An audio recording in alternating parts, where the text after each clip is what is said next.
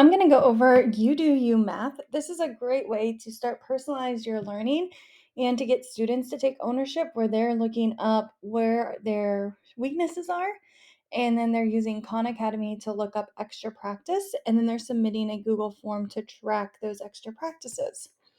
So the first thing is setting up iReady. You're going to print, batch print, and you're going to print using that print queue. Once you have that set up, you then want to go in and you're going to do diagnostic results. After you have your diagnostic results, you are then going to make sure these are your print options. And so once you have all of that kind of set up and everything looks good to go, then you're ready to get the Google setup part. And there's a separate video that walks through that. So I'm just going to kind of keep that video there. This is more of an overview video. And then once you have your Google set up, this is what it's going to look like. So your students will complete and use their can do kind of options on iReady. And this student, they can see that they need to work on multiplying multi-digit decimals. So what they're going to do is they're going to search that in Khan Academy, complete the lesson.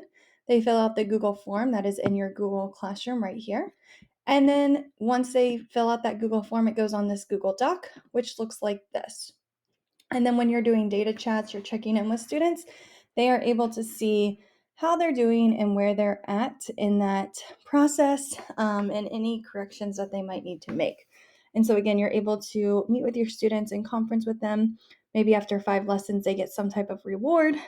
You can kind of decide what that's going to look like in your classroom.